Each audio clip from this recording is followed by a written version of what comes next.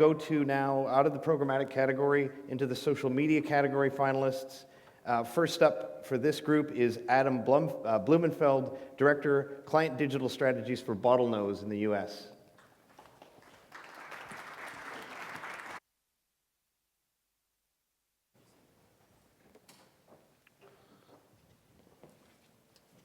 Use the force. Time to wake up, ICOM. This is going to be a little different than what you've seen today. My name's Adam, I'm with Bottlenose, and today we're going to talk about the concept of social resonance, how you connect wildly different data sources so anybody in the world can understand their intrinsic value. So we asked a very simple question that resulted in a very complex answer. How do you map the resonance of broadcast advertising as it's airing connected to a social network as they're reacting in real time? Now, we chose Twitter for this exercise because, as most of you guys know, Twitter's one of the most reactive, volatile, and emotional social networks in the world, so it seemed like a fun group to analyze. So there are a lot of companies that have tackled this problem, connecting broadcast to social. Nielsen came up with an ingenious way to do this, where they created brain caps. They stuck a bunch of people in a room, they put this cap on their head, and they could start to analyze the reactions going on up here to an ad that would air in this room. It generates some pretty cool data for it. You have an EEG readout of what you see, and it'll show you if there's anything going on in somebody's head as they're watching the ad in this room. This is what an EEG looks like. Now, I'm not a doctor, so this is very difficult for me to understand what the point of this is. Now, there are people at Nielsen who can understand this and work with this data, but for the rest of us, this is really difficult to understand and to use and to act on. So our whole thing was, how do you turn this into actual thoughts, emotions, and feelings, aggression, optimism, rage, sarcasm? I think some of you are feeling rage right now, I can see it out there. So Nielsen's brain cap is great, but it doesn't really reveal what people are thinking or feeling. And more importantly, these brain caps can only measure a few hundred people at a time. It's a cumbersome and very expensive process. So there are other ways of doing this. Think tanks and agencies. I come from an agency background. We used focus groups, we used panels, we used surveys. All of us have done this at some point, I'm sure, to measure ad resonance for a group of people. But the problem with all of these ways of doing this is that the techniques are not in real time, and more importantly, they do not measure everyone. So we asked ourselves a very simple question. What if we could put a brain cap on the entire audience of Twitter? Not 5 people, not 30 people, not 300 people, but everyone as they were reacting to an ad in real time. So we figured out a way to do this. We used massive cloud computing, we used natural language processing, statistical algorithms, and most importantly, data visualization. I'm going to show you what this looks like. Hopefully this will work. Let's see. Can roll that video? Okay. What you're seeing here is a look at the collective consciousness of the world talking about a particular set of ads that American Express ran. We can ingest global social fire hose data concurrently with global broadcast data. So all these things you're seeing on screen over a several-month period of time for American Express, these are the reactions in social.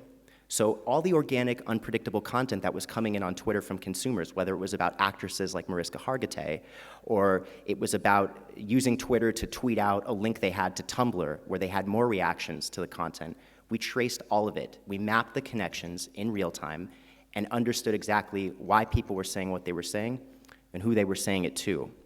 Now, actually, to the point of who they were saying it to, that's very important. We could start with a brand like American Express, and we can slowly map all the influencers in the world on Twitter that were talking about this content. It didn't matter if there were 10 people or 10,000 or 10 million. All of them came in the system, and we traced their evolution and connections to each other.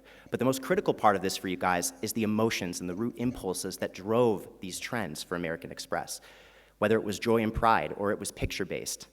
Up their publication and blog post, if people tweeted out a link to a Tumblr account they had, we could trace the path of the content from one platform to another. Then we asked ourselves, did love and affection drive this content? How about endorsements or opinions or anger?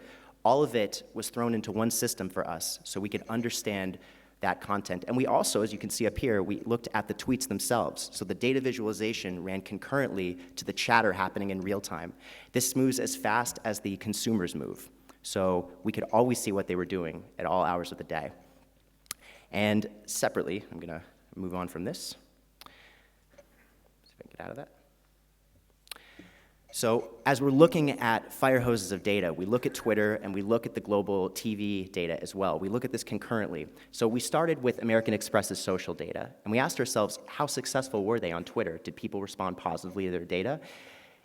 It turns out American Express hit a home run with their Everyday Moments campaign. For several months, they sustained momentum for love, affection, and happiness. This is very hard for most brands to do. As most of you guys know, we're all emotional, reactive. We change our emotions on a dime. But American Express did a great job with their social campaign. They successfully connected with consumers and kept them happy. But we asked ourselves, were they that successful with their broadcast data? Could that carry over to the ads that they created? They carefully curated and seeded out on TV. So since we were ingesting a global fire hose of broadcast data, all we had to do was ask ourselves, where are they advertising? And as it turns out, they were advertising last year heavily around the French Open. So we quickly opened a stream of data, looked at all the global trends coming in for TV and social on Twitter for the French Open. We just asked ourselves, was Amex relevant at all here? They put out these great ads, did anybody care? And you can see up here, this didn't end so well for Amex. Not a lot of people talked about their ads when they were airing. It fell flat. You can see that other screen for Sonar that shows the French Open. This is showing trends like Nadal and Djokovic and the concept of rivalries during the Grand Slam. So Amex made these great ads, but nobody cared. So this is all well and good. If you can see the TV data, you can see the social data, what do you do with that? Does it really matter? So our hypothesis is this. You can make beautiful ads on TV. Once they air, you can't change them. But if you can trace the content as it leaves broadcast and it makes its way down into Twitter, you can actually shape the future outcome of the ad once it gets into social media. So you use real-time engagement strategies to get in people's heads and shape the outcome in social. Now, Amex was not exactly prepared for this. Many of you have probably seen the ads that aired last year with Tina Fey walking around swiping her American Express card. Unfortunately for Amex, they didn't QC the commercial, and she swiped the card backwards. So they made these great ads, but all people saw on Twitter was the card swiped backwards. And some of you are nodding your heads because you saw this too. A lot of tweets came out about it. It didn't end so well for Amex. So Amex wasn't prepared. That's not a happy ending, but I do have a good ending to the story. Let's see if I can go back. We worked with Volkswagen. Amex was not our client, but Volkswagen was. And they aired an ad during the Super Bowl. And we worked with a great agency called Edelman to map the reactions happening on TV as they made their way to social. And I'm from the US, the Super Bowl is the biggest sporting event of the year for us. This was a critical time to spend your ad dollars wisely. So we found out during the game or before the game that there was a very influential group of feminists who made a statement early on and said, any person, any brand that misrepresents women during the game, we will eviscerate you on Twitter. And nobody took them seriously. So Volkswagen ran their ad, and unfortunately, one frame in the ad had a male engineer slap a female engineer's butt. You can imagine how that turned out during the biggest sporting event of the year in America. Like clockwork in our system, once the ad aired, we saw it trickle down into Twitter. I used the word sexism up there. There were a lot more colorful words being used on Twitter that I can't post here for Volkswagen. The point is, once the ad aired, you can't change it. But you can change the outcome in social media, and that's exactly what we did. The moment we saw the thoughts, feelings, and reactions to this ad during the Super Bowl, which were all very negative, we could immediately shoot a new spot on the fly. We uploaded it to the YouTube channel for Volkswagen, and it directly addressed the people and the content that they felt was wrong. And immediately, I'm not talking days, weeks, or months, but within seconds, we knew that what we did perfectly resonated with the consumers. They went from very negative to very positive.